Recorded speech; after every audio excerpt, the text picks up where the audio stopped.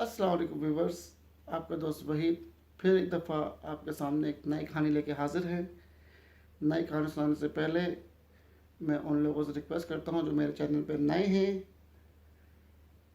मेरे चैनल को like, subscribe और बेल आइकॉन पे क्लिक करना ना भूलिएगा, ताकि आप जो है मेरी नए वीडियो से अपडेट हो सकें।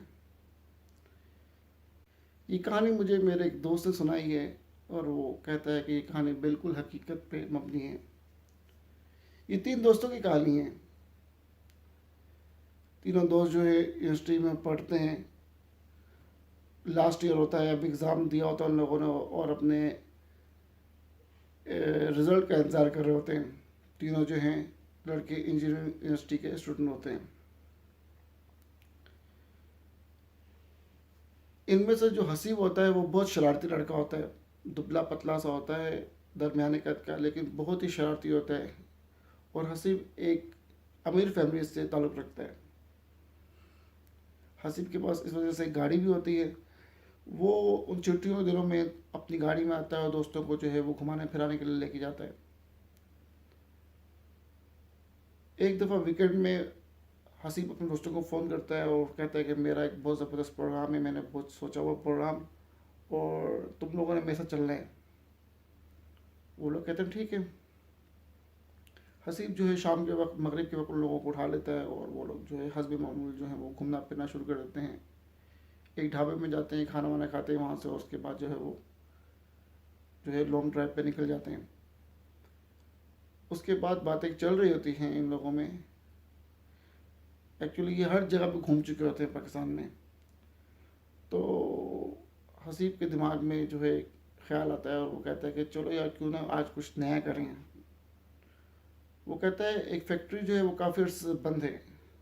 वो एक वक्त में जल गई थी किसी हादसे की वजह से, और उसके बाद वो बंद है फैक्ट्री। और काफ़ी लोग कहते हैं कि वहाँ पे जो है वो रात के वक्त अगर वहाँ से गुजरा जाए तो वहाँ से काफ़ी आवाज़ें आती हैं। तो वहाँ पे क्यों ना विज़िट किया जाए आज। बाकी फैसल और सबीर उसको बताते हैं कि यार ऐसी जगहों पे जाना नहीं चाहिए रात के वक्त, ये गलत बात होती है। और दूसरी बात ये कि हम लोग क्यों उन लोगों को तंग करें, अगर वहाँ से आवाज़ें आती भी हैं तो वो बदरूहें होंगी और हमें वहाँ नहीं जाना चाहिए। हसीब कहता है कि वहाँ कोई बदरू वगैरह कुछ नहीं होती है, जिन शिन कुछ नहीं होता है। एक्चुअली क्या है, जहाँ तक मुझे लगता है कि वहाँ पे कोई गैर कानूनी काम हो रहा होगा और उन लोगों ने ये अफवाह फैलाई हुई है कि जो है ये हम यहाँ पे बदरूहे हैं और इस तरह के चक्कर जिन्नात हैं, ताकि जो लोग वहाँ पे जाने से डरें। और मुझे जहाँ तक पूरा शक है कि वहाँ पे कोई गैर कानूनी काम होता होगा। हम वहाँ जाएंगे अपने मोबाइल के साथ और वीडियो बनाएंगे, और अगर हम लोगों को कुछ इस तरह का मटेरियल मिल जाता है तो सोचो हम कितने फेमस हो जाएंगे। हर न्यूज़पेपर में जो है हमारी खबर आएंगी और हर चैनल जो है मीडिया का हमको कवर अप करने पे लग जाएगा, और हम जो है वो जो है रातों रात जो है वो फेमस हो जाएंगे। कि तुम लोग नहीं चाहते कि हम फेमस हों? जिस तरह से उस उम्र में हर बंदे की एक ख्वाहिश होती है कि वो फेमस हो जाए, तो उसके दिमाग में बस वो फेमस होना जो है वो चढ़ा हुआ होता है कि मैं किस तरह जो है वो फेमस हो जाऊँ, हर बंदा जो है मुझे जानता हो। बहरहाल फैसल और समीर उसको बोलते हैं कि नहीं यार हम लोगों ने नहीं जाना उधर। उसके बाद थोड़ी देर बाद जो है समीर का दिल बन जाता है और समीर कहता है चलो यार चल के देखते हैं क्या मसला है। हसीब हमारे साथ है, हसीब तो डरता नहीं, और हम लोग है ना, क्या मसला है। शायद हसीब सच ही कह रहा हो, शायद जो है हमें कोई ऐसी कहानी कवर कवर करने को मिल जाए और हम लोग जो है आराम से फेमस हो जाएं बैठे बैठे। तो फेमस होने के लिए लोग क्या क्या करते हैं यार, थोड़ी बहुत तो जान जोखिम में डालनी पड़ती है अगर फेमस होना ही है तो।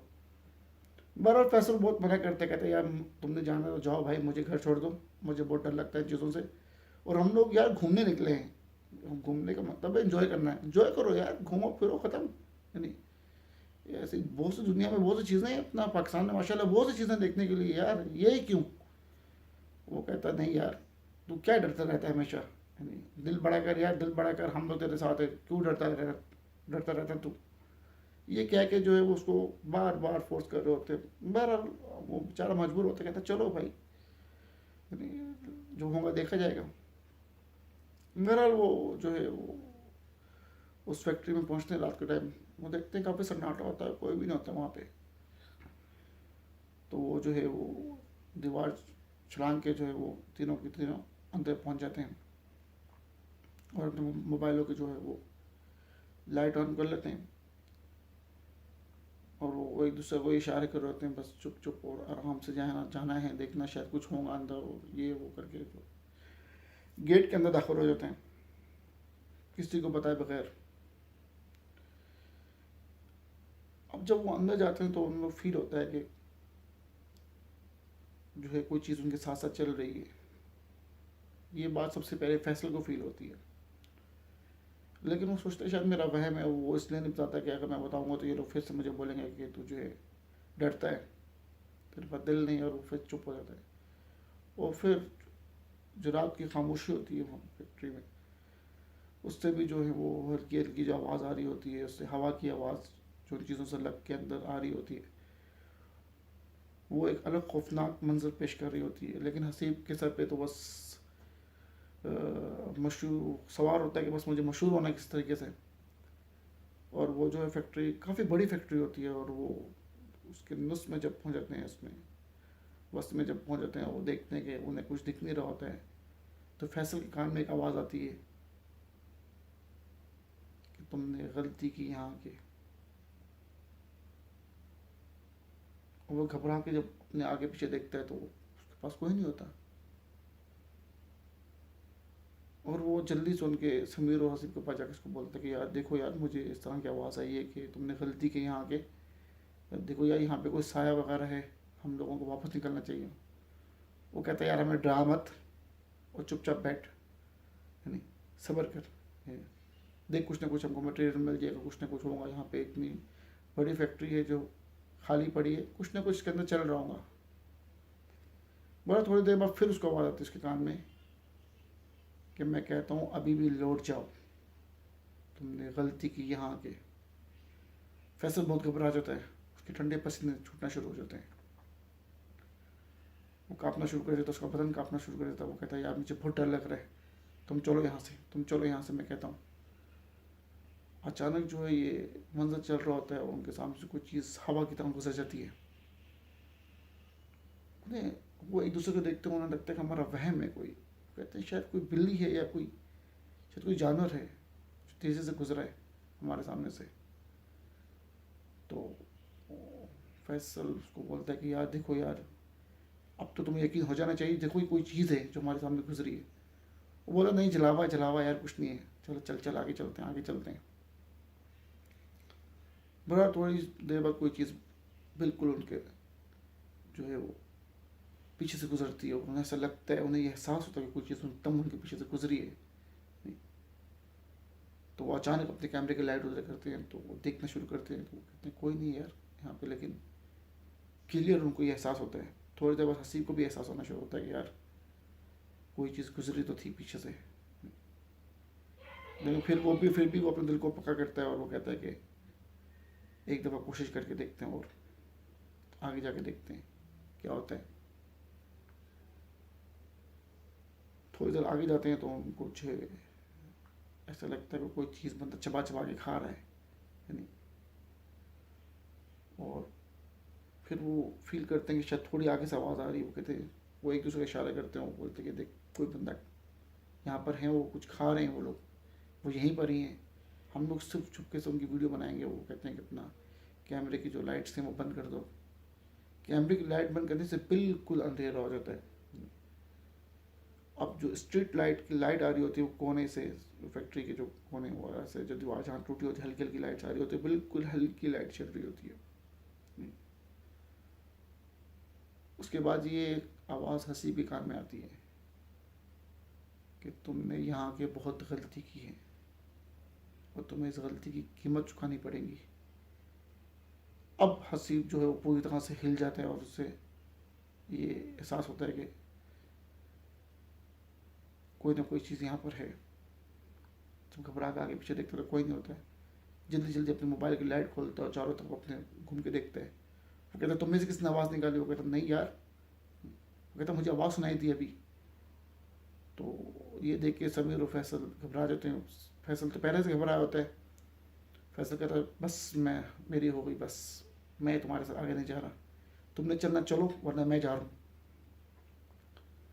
बहरहाल अब वो तीनों घबरा चुके होते हैं और वो कहते हैं कि अब हमें यहाँ से निकलना चाहिए। और वो जो है वो वापसी का सफ़र करना शुरू करते हैं, फैक्ट्री से निकलने की कोशिश कर रहे होते हैं जल्दी जल्दी। और एकदम से कोई हवा तेज़ चलती है, जब पीछे की तरफ जा रहे होते हैं तो एकदम पीछे से हवा चलना शुरू हो जाती है। तो एकदम वो रुकते हैं, उन्हें एहसास होता है कि फैक्ट्री के अंदर किस तरह हवा चल रही है। वो पीछे देखते हैं घबरा के, तो फिर एक आवाज़ आती है उनको, तुम लोगों ने गलती की यहाँ के, तुम्हें क्या लगता है कि हमारी दुनिया में आओगे, हमें तंग करोगे और हम तुम्हें ऐसे ही जाने देंगे।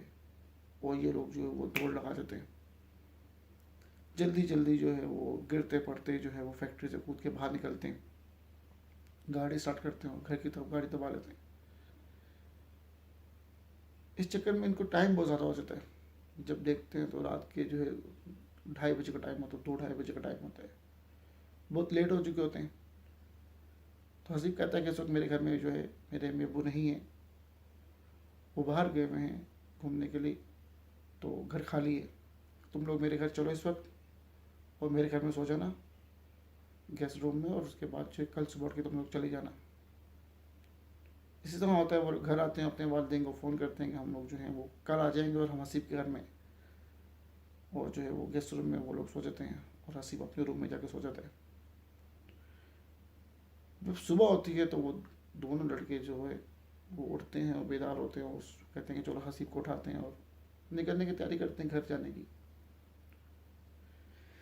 जब वो हसीब को आवाज़ देते हैं, हसीब उठ नहीं रहा होता है, वो हसीब के कमरे में जाते हैं, दरवाज़ा नॉक करते हैं तो हसीब सो रहा होता है। वो दरवाज़ा खोलते हैं तो हसीब जिस कंबल में होता है वो दोनों मिलकर उस कंबल को हटाते हैं, तो एकदम उनकी चीखें निकल जाती हैं जब देखते हैं कि हसीब के साथ भी कोई सो रहा है कमरे में। एक काला साया है जो सो रहा है, उसका वजूद दिख तो नहीं रहा लेकिन वो एक साया है, उसका चेहरा दिख रहा है काला, चेहरा उसका इंसान जैसा है, बाल उसकी काफ़ी बड़े बड़े हैं और वो बिल्कुल टिका लगा के हसीब को देख रहा है, हसीब की तरफ करवट करके। और हसीब जो बेसुध सो रहा है, और जब वो चीखते हैं ज़ोर से तो एकदम हसीब उनकी चीख से उठता है। वो कहता है क्या हुआ? वो कहता है तेरे साथ कोई सो रहा है यार। और वो जब देखते हो तो उसके साथ कोई नहीं होता है। हसीब उन पर बहुत गुस्सा करता है, कहता है यार तुम लोग किस तरह के लोग हो? अभी कल जो वाक़या हुआ तुम मुझसे मुझे डरा रहे हो, कल जो हुआ काफ़ी नहीं था? वो कहता है मैं तो वहाँ से नहीं आना चाहता था, लेकिन तो बस तुम लोग जो डर रहे थे तुम्हारी वजह से जो है मुझे वापस आना पड़ा, वरना ये जिन भूत कुछ नहीं होता है यार। कहता है यार तूने भी तो आवाज़ सुनी थी, तेरे भी तो कान में उसने बोला था। बहरहाल हसीब अपने दिल को पक्का करता, कहता है यार हमारा वहम है, एक्चुअली रात का वक्त था और जो हम लोग उधर पहुँच गए थे काफ़ी रात थी, और मुझे तो तब आवाज़ आई जब वो लाइट बंद हो गई थी, हमने लाइटें बंद कर दी थी। मुझे तो लगता तुम दोनों में से किसी की शरारत थी वो, और तुम मुझे डराने की कोशिश कर रहे हो। मैं डरता नहीं हूँ। बहरहाल ये वाक़या गुजर जाता है और उसके बाद जो है वो हसीब को हर जगह पे फील होता है कि कोई ना कोई उसके साथ है हमेशा। जब वो सोने आता है तो उसको लगता है कि कोई उसके साथ लेटा हुआ है। रात को जब पानी लेने जाता है तो उसको बिल्कुल ये क्लियर एहसास होता है कि उसके साथ साथ कोई चल रहा है। अब वो डर रहा होता है लेकिन वो किसी को बता नहीं पा रहा होता है। बहरहाल वो सोचता है कि यार मैं जो है इस जगह से निकल जाऊंगा तो शायद मैं जो है इत्मीनान मुझे मिल जाएगा। वो अपने दोस्त को एक दिन बताता है कि यार मेरे साथ ये सब चीज़ें हो रही हैं। इस दौरान जो उन लोगों का रिजल्ट आ चुका होता है, वो लोग जो है पास हो चुके होते हैं। अब वो लोग जो है वो नौकरी की तलाश कर रहे होते हैं। तो उसका दोस्त कहता है कि यार तुम्हारे तो चाचा जो हैं वो मिडिल ईस्ट में रहते हैं, तुम्हें किस बात का मसला है? तुम यार वहाँ चले जाओ, ये सब जो है वो सब इधर ही रह जाएगा और तुम आराम से उधर मज़े करना। थोड़े अरसे बाद जब आओगे तो सब कुछ ख़त्म हो चुका होगा। और मुझे लगता है कि तुम डर बहुत ज़्यादा गए हो, तुम्हारा वहम है। वो कहता नहीं यार मेरा वहम नहीं, मुझे ऐसा लगता है कि कोई है। वो कहता तू तो बोलता था कि तुझे डर नहीं लगता है, हमारे साथ क्यों नहीं हो रहा है ये सब चीज़ें? हमारे साथ भी तो होनी चाहिए। वो दोनों कहते हैं हमारे साथ कुछ भी नहीं हो रहा है, सिर्फ जो हो रहा है वो तेरे साथ ही क्यों हो रहा है? बहरहाल बात आई गई कि हो जाती है। हसीब अपने वालिद को बोलता है कि मुझे यहाँ नहीं रहना है, मुझे बाहर जाना है। वो अपने वालिद को ये बताता नहीं कि उसके साथ हो क्या रहा है एग्जैक्टली, लेकिन वो ये बोलता है कि मैं जो है पाकिस्तान में काम नहीं करना चाहता, मैं जो है बाहर जाना चाहता हूँ, मिडिल ईस्ट में काम करना चाहता हूँ। उसके अबू से बोलते हैं कि यार तुम मेरे साथ बिजनेस में हाथ बटाओ, लेकिन जब वो अपने बेटे की जिद देखते हैं वो, तो फिर वो अपने घुटने टेक देते हैं उसके जिद के सामने। जिस तरह हर वालिद जो है वो चाहता है कि ठीक है यार अपने बेटे को एक कोशिश करने दो, क्या मसला है। उसकी वालदा भी समझाती है कि मेरे बेटे को एक मौका दो, और फिर उसके अब्बू जो है अपने चाचा से बात करते हैं, उसका वीज़ा निकालते हैं, वो जो है मिडिल ईस्ट पहुँच जाते हैं। उसके चाचा जो है वो काफ़ी अच्छी पोस्ट पे काम करते हैं वहाँ पे। उन लोगों के काफ़ी लोगों के साथ ताल्लुकात होते हैं उस बंदे के। तो वो उसकी जाते ही हसीब के थोड़े दिन में जो है उसकी वो जॉब लगा देता है। वो एक कंपनी में जो है असिस्टेंट इंजीनियर काम करना शुरू हो जाता है। ज़िंदगी गुजरना शुरू होती है। इस तरह 2 हफ्ते जो है वो गुजर जाते हैं और हसीब जो है वो सुकून से रहता है। हसीब कहता है चलो जी अब तो मुझे कुछ फील भी नहीं हो रहा, बिल्कुल सब सेट हो गया अभी मसला यहाँ आने के बाद। थोड़े दिन के बाद जो है हसीब को उसके नातून का फ़ोन आता है उसकी कंपनी से रात के वक्त, और वो कहता है कि आपको सर इस वक्त आना पड़ेगा फैक्ट्री में। एक्चुअली वो एक गैस प्लांट होता है जहाँ पे वो काम कर रहा होता है, और वो कहता है कि जो नाइट शिफ्ट के वर्कर हैं वो सब बैठ के इंतज़ार कर रहे हैं, और जो प्लांट है जो उसका जिस प्लांट में वो काम करता है वो जो है किसी ख़राबी की वजह से उसमें कुछ ख़राबी आ गई है, और जो वर्कर्स हैं वो काम नहीं कर रहे हैं, और वो कह रहे हैं कि जो इंजीनियर साहब को बुलाओ, क्योंकि जो है सिलेंडर्स में गैस सही तरह नहीं जा रही है। तो उन्होंने कहा हमने इंजीनियर साहब को कॉल किया, शायद वो सो रहे हैं, तो आपको अभी आना पड़ेगा वरना काफ़ी नुकसान हो जाएगा। हसीब कहता आप लोग फिक्र नहीं करें, मैं आता हूँ आप लोगों के पास। वो देखता है कि 1 बजे का टाइम होता है, तो वो जो है अपने सीनियर इंजीनियर को जो है वो कॉल करना मुनासिब नहीं समझता है। वो कहता है चलो मैं जाके खुद देख लेता हूँ क्या मसला है। बहरहाल रात ठंड का महीना होता है उस वक्त, और रास्ते पे काफ़ी धुंध होती है, सर्दियों की रातें होती हैं। हसीब निकल पड़ता है अपने घर से, और जब वो उस इंडस्ट्री एरिया में पहुंचता है वहाँ जाके, वहाँ पर उसकी जाके गाड़ी ख़राब हो जाती है। अब वो गाड़ी खोल के चेक करता है, उसको कुछ दिख भी नहीं रहा होता और समझ भी नहीं आ रहा होता कि गाड़ी किस तरह ख़राब हो गई है। उसके बाद थोड़ी देर बाद वो काफ़ी परेशान हो जाता है, उसको समझ नहीं आ रही जब मैं करूँ क्या। थोड़ी देर बाद जो है वो उसका नातूर जो है जिसका नाम सत्तार होता है, वो उसको आवाज़ सुनाई देती है अपने कानों में। वो कहते साहब जी आप आ गए, हसीब साहब आप आ गए, जल्दी आए जी, मैं आप ही का वेट कर रहा था। वो कहता तुम यहाँ क्या कर रहे हो। तो वो कहता कि मैं जो है वो चबूतरे पे खड़ा था, तो मैंने देखा दूर से आपकी लाइटें आ रही, तो मुझे समझ गई कि इंडस्ट्री एरिया में रात के वक्त तो अंधेरा होता है, सिर्फ आप ही की गाड़ी आ रही थी। तो उसके बाद रुक गई, तो मुझे ऐसा एहसास हुआ कि शायद आपकी गाड़ी ख़राब हो गई है और मैं आपको लेने आ जाऊँ। मैं काफ़ी ऊंचाई पे खड़ा था वहाँ पे चबूतरे पे, तो इसलिए मैंने आपको देख लिया वहाँ से, क्योंकि वो वहाँ का नातूर होता है, उसकी ड्यूटी होती है रात के वक्त की। बहरहाल अंधेरा काफ़ी होता है, धुंध काफ़ी होती है। वो उसको बोलता है ठीक है। वो कहता है कि आप मेरे पीछे चलें, फैक्ट्री ये करीब ही है। वो कहता है कोई मसला नहीं है। वो उसके पीछे पीछे चलना शुरू कर देता है। थोड़ी देर बाद जो है वो जो नातूर होता है वो उसकी नज़र से जो है दूर हो जाता है। वो कहता है मुझे कुछ दिख नहीं रहा, तुम क्या मेरे आगे चल रहे हो। वो कहता हाँ जी मैं आपके आगे चल रहा हूँ। वो कहता लेकिन मुझे तुम क्यों नहीं दिख रहे हो। तो वो कहता अच्छा आप मेरा हाथ पकड़ लें। जब वो उसका हाथ पकड़ता है तो उसका हाथ जो है वो बहुत ठंडा होता है। वो बहुत हैरान होता है, उसके जिस्म में एक ठंडी लहर से दौड़ जाती है। वो कहता तुम्हारा हाथ तो यार इस तरह है जैसे किसी मुर्दे का हाथ हो। वो कहता हसीब साहब ठंड का वक्त है, रात का वक्त है, ठंड हो रही है, आप अमीर लोग हैं, आपने जो है गर्म जैकेट पहनी हुई है, गर्म टोपी पहनी हुई है, तो हम गरीब लोग हैं, वही हमारा एक ही कपड़ा होता है, और सर्दी में भी और गर्मी में भी, हमें तो इन चीज़ों की आदत हो गई है। बहरहाल वो कहता है कि शायद इसको आदत हो चुकी है इस चीज़ की, और वो उसके पीछे पीछे चलना शुरू कर देता है हाथ पकड़ के। थोड़ी देर बाद हसीब को एक ठोकर लगती है और वो एकदम से जो है मुंह के बल गिरता है। तो जब वो देखता है तो एक सीमेंट की एक तख्ती सी बनी होती है। उसके बाद वो हाथ लगाता है तो उसे लगता है कि वो जो सड़क है वो सड़क पे नहीं चल रहा है, इस वक्त वो किसी कच्चे रास्ते पे आ चुका है। तो वो उसको बोलता है यार ये तो कच्चा रास्ता दिख रहा है। वो कहता है वो मैं आपको शॉर्टकट में ले जा रहा हूँ। वो कहता है यार हम लोग तो फैक्ट्री की तरफ जा रहे हैं ना। वो कहता है सर हम फैक्ट्री की तरफ ही जा रहे हैं, हम सड़क से नहीं थोड़ा कच्चे से जा रहे हैं, थोड़ा जल्दी पहुँच जाएंगे। वो कहता ठीक है। वो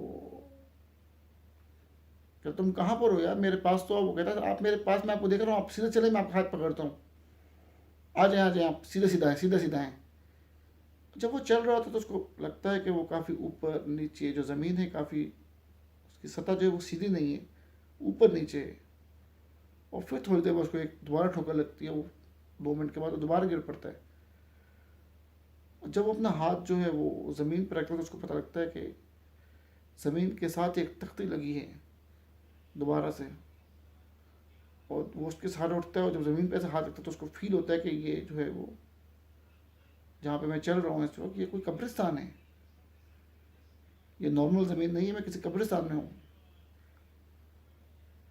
तो वो कहता है कि सत्तार तुम कहाँ पर हो, सत्तार तुम कहाँ पर हो, मैं हम लोग कहाँ पर आए हैं, हम लोग किधर हैं इस वक्त, ये क्या कोई कब्रिस्तान है। वो कहता हाँ ये इंडस्ट्री एरिया का कब्रिस्तान है, हम कब्रिस्तान से होते हुए जा रहे हैं। कहता यार तुम मुझे कहाँ से लेके जा रही हो, ये रोड तो सीधा सीधा था।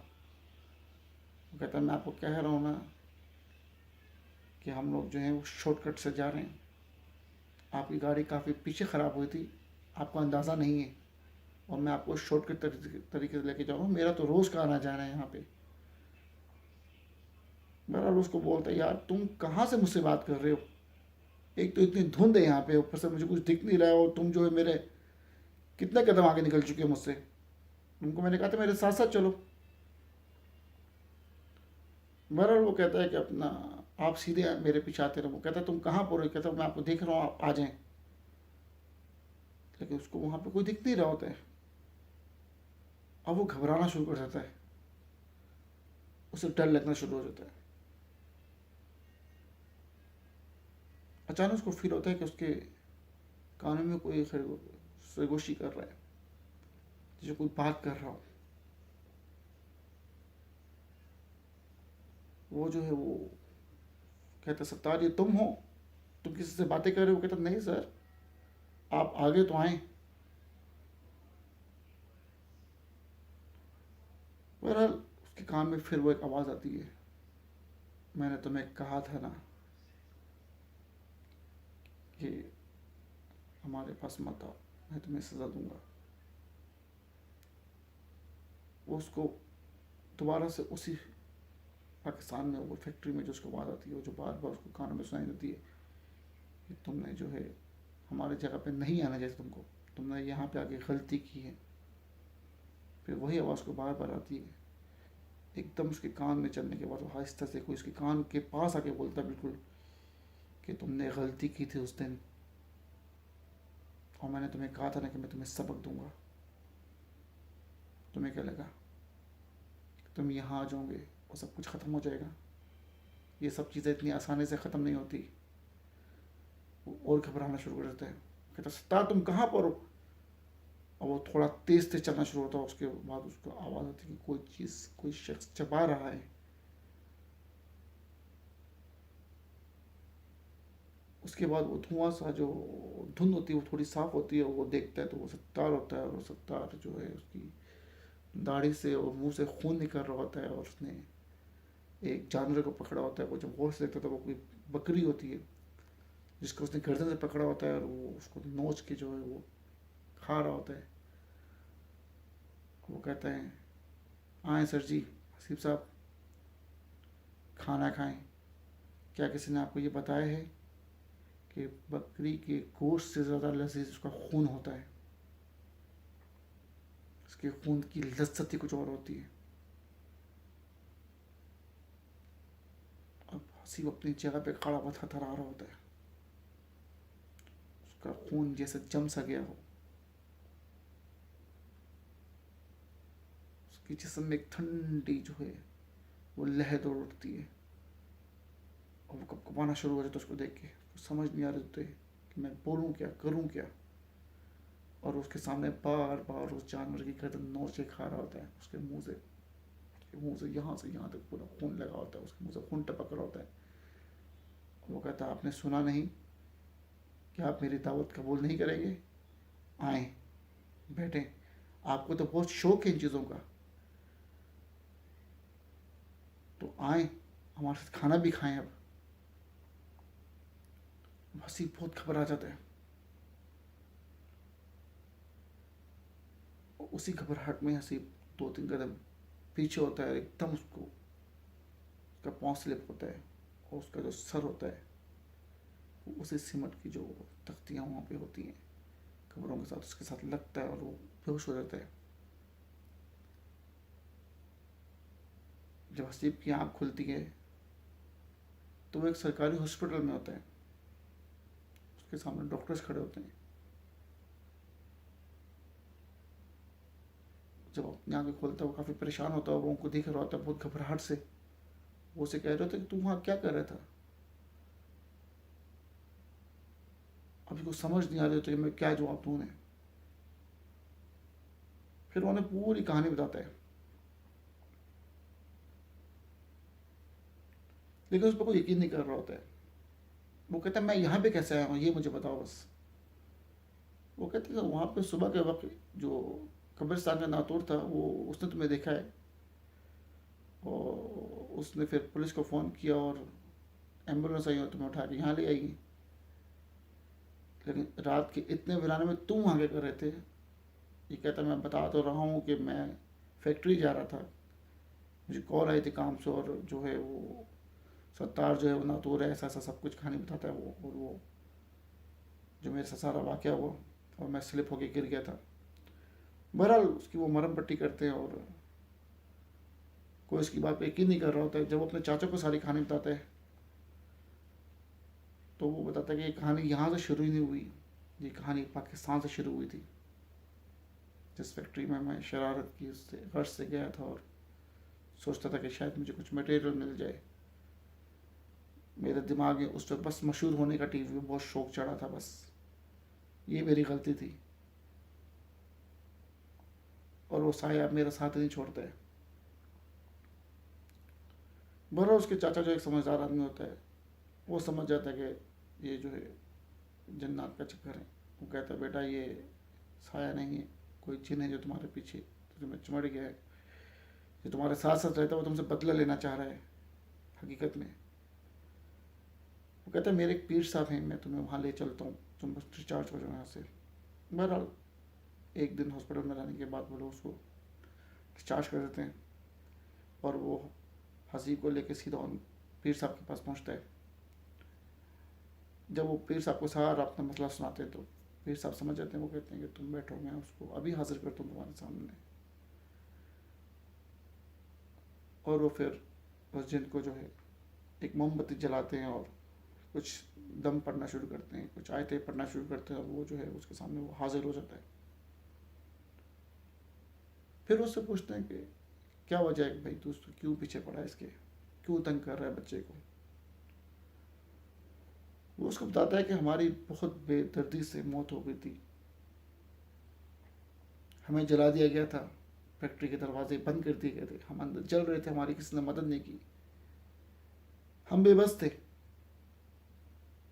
हम में से हज़ारों की बीवियां बेवा हो गई, बच्चे यतीम हो गए, और हमारी रूहें जो हैं अब उधर बसेरा करती हैं। हम ना उस फैक्ट्री को कभी दोबारा चलने देंगे, हम लोगों ने अहद किया, और ना वहाँ पे कुछ और होगा काम।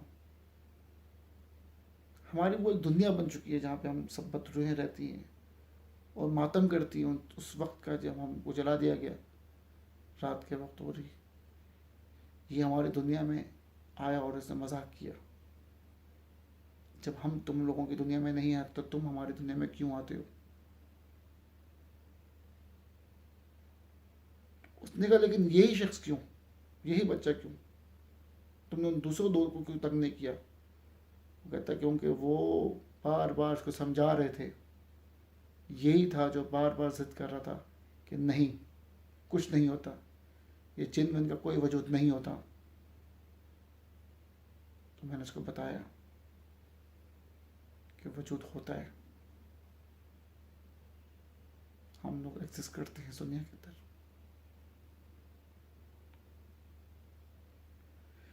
बहरहाल वो जो पीर साहब होते हैं वो कहते हैं अब तुम्हें इससे क्या चाहिए? वो कहते हैं मैं इसको छोड़ूंगा नहीं, इसने हमें सताया, हमें तंग किया, हमारा मजाक उड़ाया, हम लोगों का, हमारी दुनिया का मजाक उड़ाया गया, और मैं इसको सबक देता रहूँगा।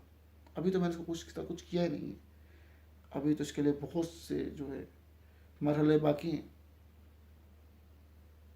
ये कहते हैं इसको डर नहीं लगता, मैं इसकी डर से वाकफियत करवाना चाहता हूँ कि डर क्या होता है।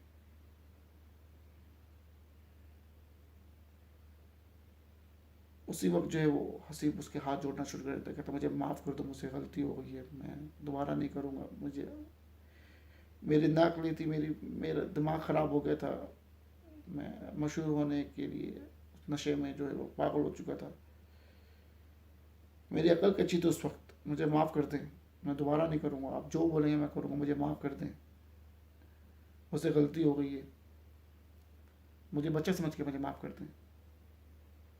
वो कहता नहीं, इस तरह तो नहीं, अभी तो कुछ तेरे साथ किया ही नहीं है।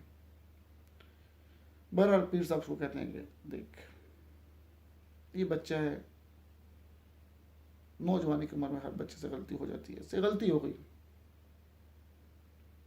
अब तू मुझे बता तू क्या चाहता है, क्योंकि अब ये मेरी जो है ना मेरी जगह पे आ गए,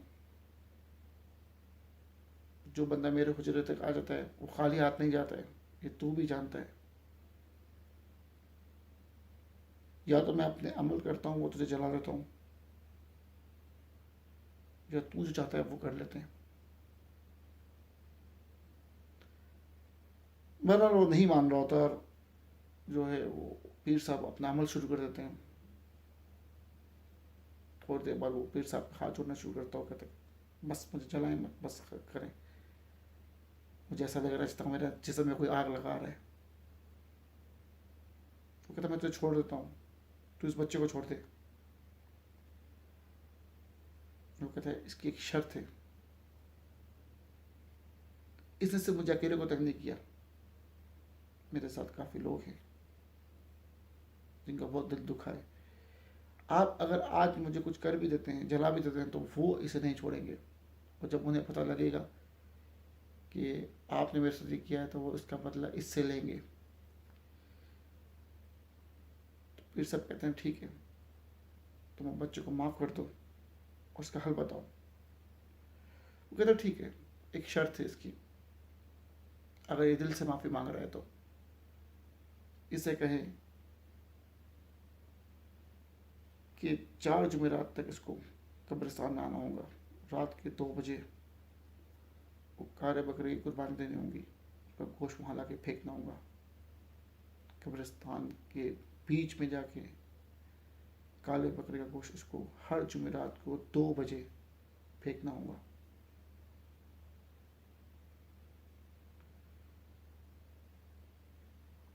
अगर ये चीज़ ये कर देता है तो मैं और वो सब को छोड़ देंगे, और अगर इसने एक दफ़ा भी चूक की तो उसके बाद जो इसके साथ होगा वो बहुत दर्दनाक और खौफनाक होगा।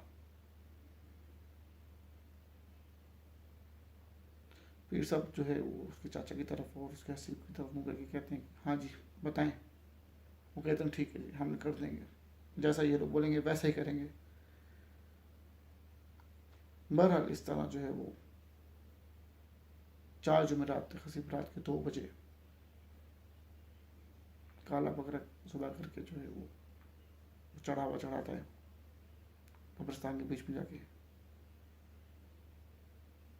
और जिस वक्त भी वो फेंकता है और वापस जाना रहता है तो उसको पता लगता है कि कोई बंदा है, कोई मखलूक है जो उसे चबा चबा के खा रहे हैं, लेकिन वो पीछे नहीं देखता और सीधा सीधा चलना शुरू करता है। चौथी रात पूरी होती है, उसके कान में आवाज़ आती है कि हमने तुझे आज़ाद किया,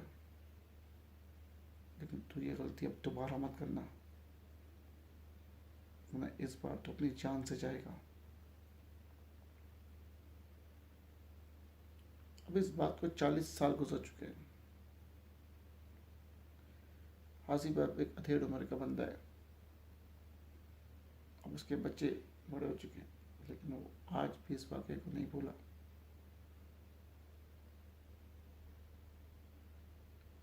दोस्तों, इसी के साथ हम इस कहानी का अख्ताम करते हैं। जिस दोस्त ने मेरी वीडियो को लाइक और सब्सक्राइब नहीं किया, वो मेरी वीडियो को लाइक और सब्सक्राइब कर दे और बेल आइकन पे क्लिक करना ना भूलिएगा। और अगर आप मुझे अपनी कोई कहानी भेजना चाहते हैं, मुझसे शेयर करना चाहते हैं, तो मेरा ईमेल है wahid082 wahidkh082@gmail.com। इसके साथ अपने भाई वहीद को इजाज़त दें। अल्लाह हाफिज़।